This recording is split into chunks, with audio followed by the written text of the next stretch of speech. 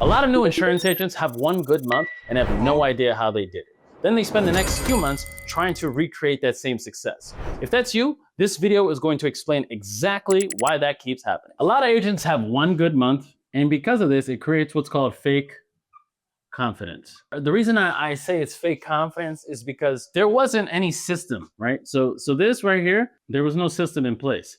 There was no system in place that generated the one good month that they had. And so what ends up happening is this accidental success, what it does is, so your confidence, right? It goes up. Your confidence shoots up to the moon, right? Because you might have made, let's say 3K or even 4K in 1 week. And you might say things like, oh, I got it figured out. Oh, I'm rolling now. I know what I'm doing. You couldn't be further from the truth, because the fact of the matter is, if you are joining your first month in the industry or even second month in the industry, and you close a good week or even a good month, congratulations. That is not why insurance agents quit. That's not why 92% of insurance agents fail in their first year. It's not because they have one good month because they figured it out early and often, right? It's because they have this fake confidence. That fake confidence carries them. And then the second they don't have this type of week again, they start to go crazy and say, well, what went wrong? How come I'm not doing what I once did? How do I get back to that? Was this even for me to begin with? And you start filling your head with doubt, which goes back to, if you watch my previous video, emotional volatility, and how that, goes up and down based off of the outcome that you have in place. Now, again, I'm not saying that this is a bad thing. I'm not saying 3 to 4K, for a week, or even if you're doing that consistently for a month, is a bad thing, but it's unstable. So the problem with fake confidence is it is unstable, right?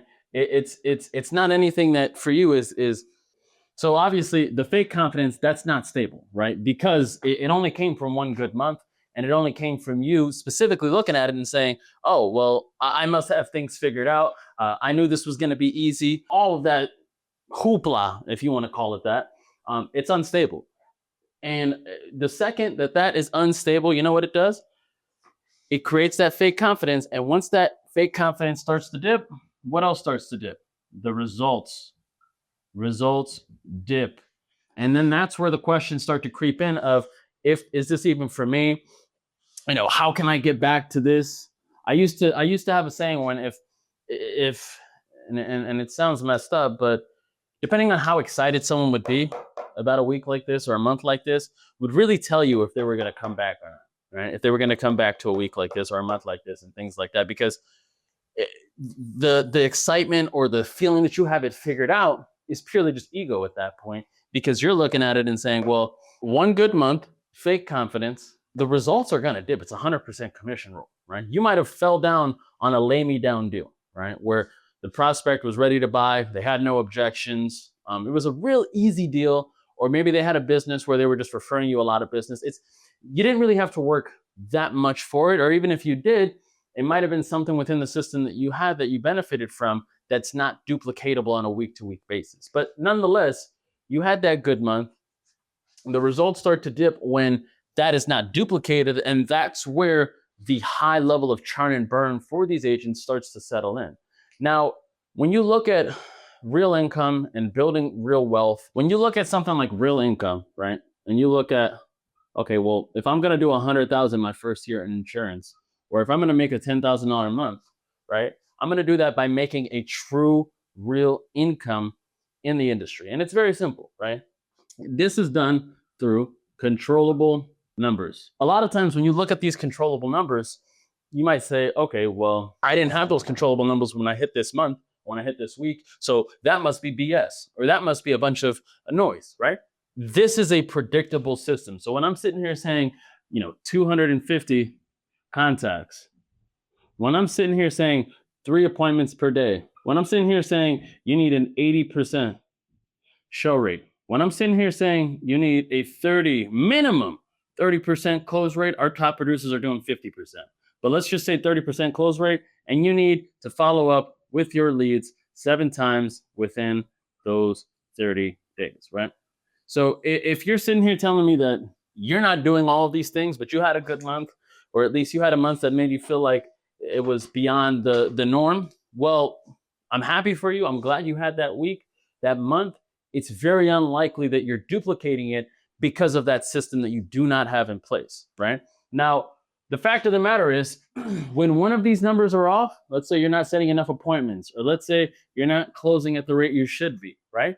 When one of those things is off, so is your income. Because I can call 250 people in a day. I can set 3 appointments a day. I can make sure that all of them show, but let's say I don't know how to close them, or let's say I keep getting the same objection, email me, or they're not ready to buy, or whatever the case might be, then I don't have a system that's in place.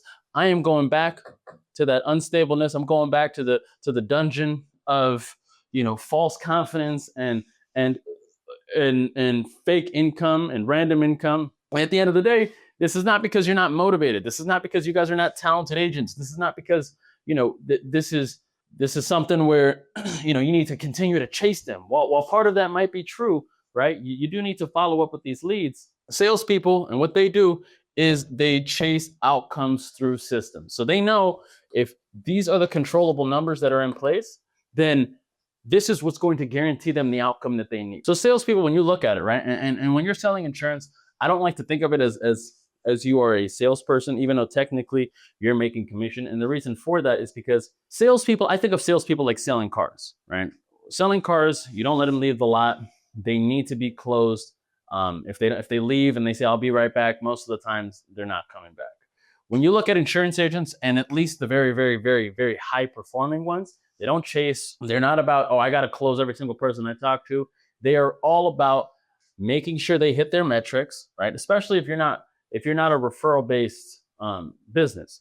They're looking at, how can I duplicate the system, right? So first and foremost, these are the controllable numbers. So 250 contacts, 3 appointments, 80% show rate, 30% close rate, and following up with your leads at least 7 times in a 30-day window. And this is where most agents realize that you've been guessing, right? You may do the outreach one day, you may get 3 appointments one day, you may get 1 the next, you might have a 60% show rate, you might have a 20% close rate, but sometimes you're not even tracking these numbers to know what exactly is going well for you and what's not going well. Because again, you think you figured it out because of that one good month you had, right? And you think that you're going to turn it around sooner than later, right? But without a system in place, you're just guessing. You're just guessing, and you have no system in place. That unexplainable income that you just made, 3,000 to 4,000 or whatever the case might be, is unstable income, right? Whereas the real income that you're predicting here is you can explain it to someone else, right? If I'm sitting here saying, how did you make 10,000? How did you make 10,000 in a month selling insurance?